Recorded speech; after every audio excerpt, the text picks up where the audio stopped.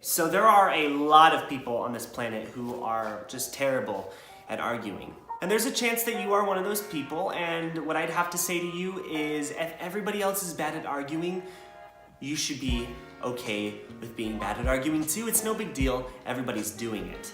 Now what I just said was actually considered a logical fallacy. We'll talk about that later. But if you believed what I said, you should be absolutely ashamed of yourself.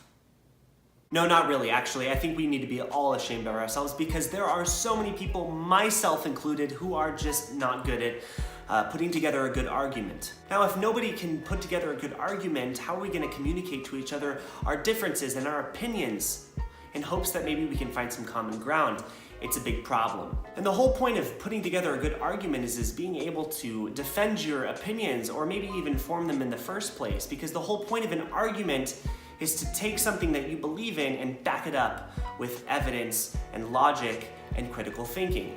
And so me wanting to become a better arguer, I looked and tried to figure out ways that I was bad at arguing. And as Thomas Edison famously found 1,000 ways how not to make a light bulb, I'm going to share a few ways that I found how not to correctly argue a point. So I think we need to understand what an argument is in the first place. And what an argument is basically a claim that you make or someone makes about something being true or being false, or something should be done a certain way. And then you take other claims to back up that initial claim. Claim, claim, claim, claim, claim, claim. It's a weird word now for you. And so a good argument is a claim that you could back up with other claims that holds truth or is a matter of fact or is based on research that is done through credible sources. And a bad argument is the exact opposite, full of logical fallacies. And we'll define what logical fallacies are in a little bit. So an example of this is dogs are better than cats. That's an opinion that I have. I believe it with my whole heart. But honestly, when I make that argument, where am I getting my evidence from? What am I supporting that claim with? Is it because I just happen to like dogs? They're cute, they're friendly, they're lovable, even though they lick, and I don't like licking, it's gross. But is there really any evidence to support that claim as it being true? Not really. And that actually leads me into defining what a logical fallacy is. Basically what a logical fallacy is an error in reasoning that makes an argument become invalid. So again, with the dog and cat situation, the logical fallacy there is an emotional logical fallacy. And so that's my first one. If you want to learn how to be bad at arguing, you need to get your emotions involved heavily. Cry a lot, slam your fist, just yell a bunch, stuff like that. So a bad argument could be letting your emotions rule your argumentation. I feel this way about this, so this must be true. And that's actually very wrong. See, emotions can be used to enhance the weight of an argument that you're making, but it shouldn't be the main point. Showing deep emotion without any actual evidence that backs up your passion for it, it's pretty illogical. On top of that, people who are angry actually let that compromise their credibility or the way that they judge other matters. And you shouldn't argue like that. You should be able to control your emotions when talking about something, even if you're absolutely 100% passionate about it compared to anything else that you can argue. Another way to defend your point poorly is to argue using popularity. Basically what that means is if you're going to argue that something is true because everybody else is doing it like in the beginning of this video, that's a problem. I think we can all resonate with the phrase, if your friends jumped off a bridge, would you jump off of it too? It's just an annoying phrase. Ugh. Just because everybody's doing something doesn't necessarily mean that it's correct. That's actually considered an appeal to common practice. Another example of this would be an appeal to tradition.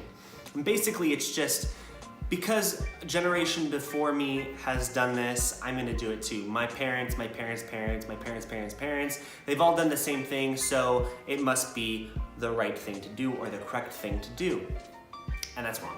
Marriage, college, subscribing to certain religions, all of those things could be a generational tradition passed down for decades and decades and decades, but if nobody ever really questioned it, it's sort of just something that you do. But I think a great way around this is making sure that you're isolating each circumstance separately. For instance, if somebody wanted to go to college and you asked them why they wanted to go to college and they said because their parents and their parents' parents went, you would then go, well, let's just say the parents were out of the question.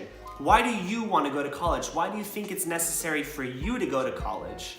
And when you ask that question, it really puts things in a different light. So when you are answering for yourself to other people why you're doing a certain thing or why you think a certain thing should be done, and you completely leave tradition aside from it, it makes your argument a lot stronger because it shows that you're thinking for yourself rather than just continuing on a tradition. The last example that I give on arguing poorly is attacking somebody's character in order to weaken their credibility. If someone were to make a point about something that you disagreed with, you would want to attack their point with points of your own in order to even the scale, but a lot of people actually don't like doing that. They like to attack the character of the person posing the argument. You see this a lot in smear campaigns for politicians during election season. You actually tend to lose your credibility when you go on the offensive and attack somebody else's character instead of just trying to pull down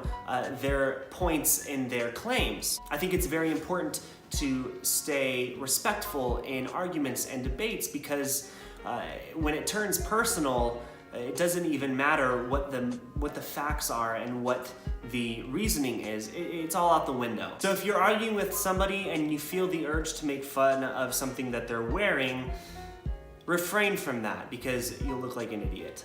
All in all, you should take these examples and learn from them. You should be able to form arguments for yourself that are based in logic and reasoning and do the critical thinking for yourself and not just repeat what other people are saying. You should make sure to keep your emotions out of your decision making. Try to stay away from arguing what the status quo is just because it's the status quo. And again, finally, keep it civil. Don't make fun of people. Don't attack people. Instead, focus on what they're saying and the claims that they're making. The whole point of arguing and debating is a pursuit of truth. Hopefully this helps you think of a few ways to get better at arguing while trying to stay away from a few pitfalls that I think a lot of us fall into. Now go out there, do some research, do some learning, find out the truth for yourself, and then make sure that if anybody else tells you that you're wrong, you're able to tell them that you've done the homework. Thank you.